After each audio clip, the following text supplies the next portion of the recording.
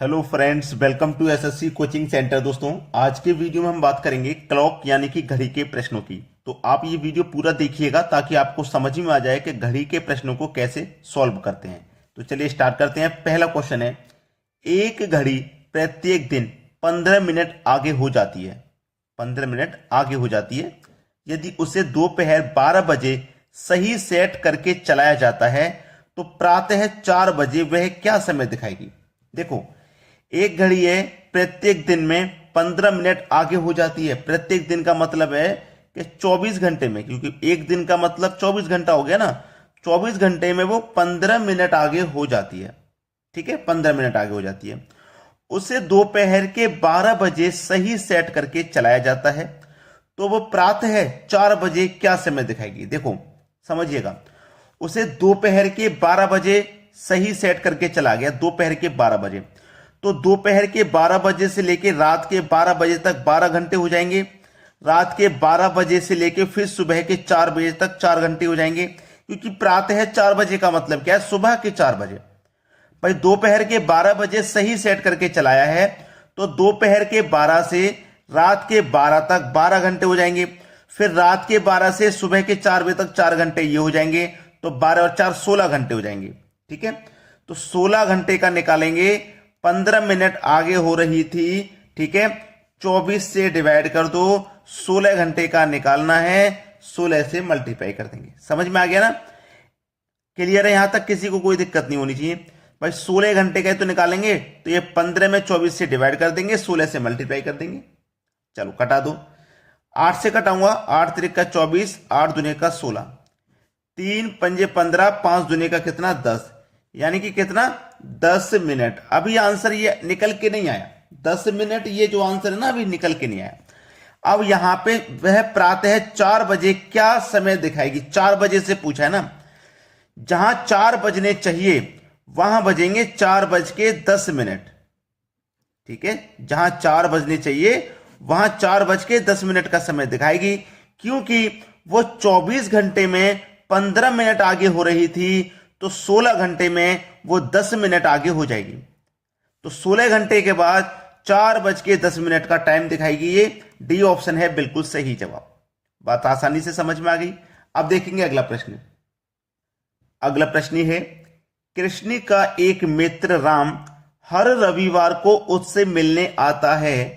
पहली बार वह 12:30 बजे 12:30 PM पे आया। ठीक है, अगली बार 1:20 पे आया, 1:20 पे आया अगली बार। फिर 2:30 पर आया, 2:30 PM पर आया। और फिर 4 PM पर, उसके बाद 4 बजे। ठीक है, उसके बाद कृष्ण से मिलने के लिए राम कब आया। कब आया देखो, यहां पे देखो सबसे पहले कब आया है, 12:30 बजे। 12:30 बजे के बाद 1:20 पे आया है। तो कितना समय बाद आया है, 50 मिनट लेट आया, पिछली बार से 50 मिनट लेट। फिर 1:20 के बाद आया 2:30 पे, 2:30 पे आया ना। देखो 70 मिनट हो गई। 1:20 से 2:20 तक 1 घंटा हो गया, यानी कि 60 मिनट। और 2:20 के बाद 2:30 हो रही है तो 10 मिनट और ज्यादा हो रही है, यानी कि 70 मिनट बाद आया। फिर देखो कब आया, 2:30 से पूरा 4 बजे आया, यानी कि 90 मिनट के बाद। 1.5 घंटा लेट है ना, 1.5 घंटा लेट का मतलब 90 मिनट के बाद। अब अगली बार कब आएगा, यहां पे आप देख सकते हो, यहां आप देख सकते हो पहले 50, फिर 70, फिर 90, हर बार 20 मिनट की देरी बढ़ रही है। तो अब के बार 110 मिनट के बाद आएगा। आएगा कि नहीं आएगा, 110 मिनट के बाद। तो जहां 4 बज रहे हैं अब क्या आएगा, 110 मिनट, मतलब 2 घंटे में 10 मिनट ही तो कम है। तो 5:50 पे आएगा भाइयों अगली बार जो आएगा। ये आपका आंसर है 5:50। डी ऑप्शन प्रश्न का ये बिल्कुल सही जवाब है। अब देखते हैं अगला प्रश्न। अगला प्रश्न है, यदि किसी घड़ी के अंकों को 1 को L, 2 को M से और आगे भी इसी प्रकार हो तो 8 पर कौन सा अक्षर होगा। देखो बोला क्या है, 1 को L, इस 1 को L, 2 को M, ठीक है।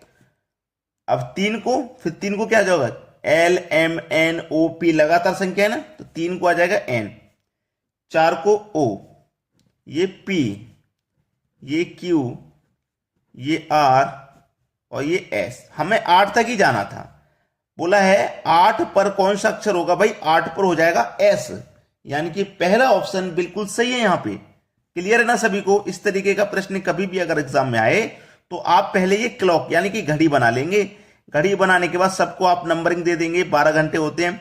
अब स्टेप बाय स्टेप आप सॉल्व करते जाइए, ठीक है। 8 पे पूछा, 8 पे कौन सा आएगा, 9 पे भी पूछ सकता है, 10 पे भी पूछ सकता है, तो आप उसे आसानी से बता पाएंगे। अब देखेंगे अगला प्रश्न। अगला प्रश्न है, एक घड़ी में 4:30 बजे हैं।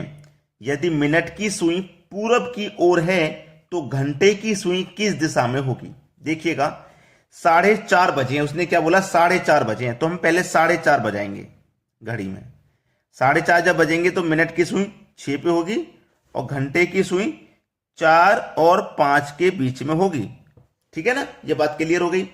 आप देखो ये दिशा वाला क्वेश्चन है ना, ये दिशा वाला 4 दिशाएं होती हैं इस तरीके से, ठीक है। अब उसने जो बोला है उस पर ध्यान देना।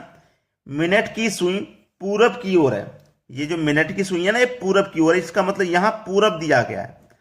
अब देखो आप कहोगे सर पूरब तो यहां पे होता है या फिर यहां पे होता है, कहीं पे भी दे दे उससे कोई मतलब नहीं है, आपको दिशाओं का ज्ञान होना चाहिए। जब पूरब यहां पे है ना तो उसके एंटी क्लॉकवाइज उत्तर होगा। इस बात को अगर आपने याद कर लिया तो फिर कोई दिक्कत ही नहीं है।